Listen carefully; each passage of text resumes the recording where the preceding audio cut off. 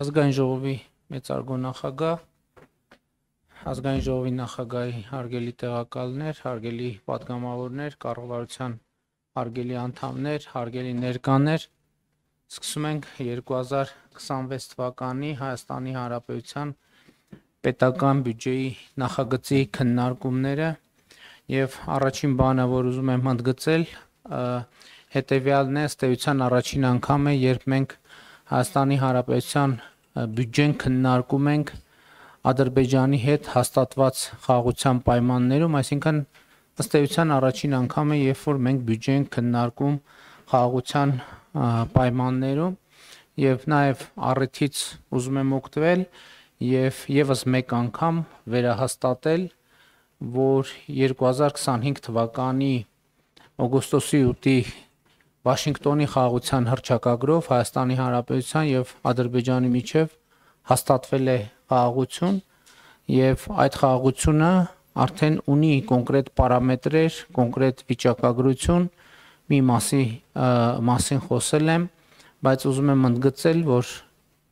արդեն 1 տարի 8 ամիս Հայաստան-Ադրբեջան սահմանին փոխհրաձգության հետևանքով զինվոր չի զոհվել եւ կրկին ուզում եմ ընդգծել, որ մեր անկախության պատմության մեջ մենք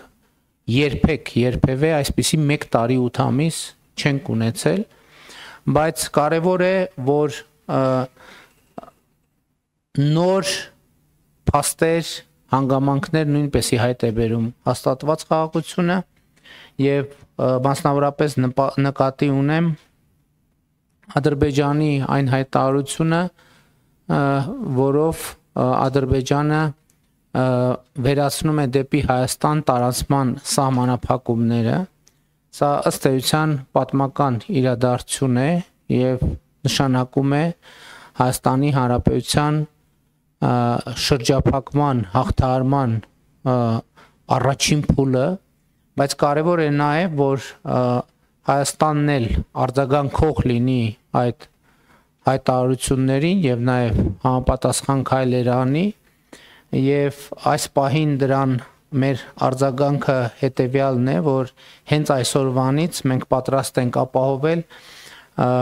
բեռնատար ավտոմեքենաների տարանցումը Թուրքիայից դեպի Ադրբեջան եւ Ադրբեջանից դեպի Թուրքիա, մասնավորապես Մարգարա, Եղեգնաձոր, Սիսիան, Գորիս երթուղիով, այսինքն ես սա ինչի համար եմ ընդգծում, որովհետև սա այս պահին միակ տարբերակն է, որը մենք հենց այսօր կարող ենք իրականացնել, այսինքն եթե ենթադրենք, որ Թուրքիայից բեռնատար է մոտենում Մարգարա անցագրային կետին, ուղևորվելու համար դեպի Ադրբեջան, մենք հենց այսօր կարող ենք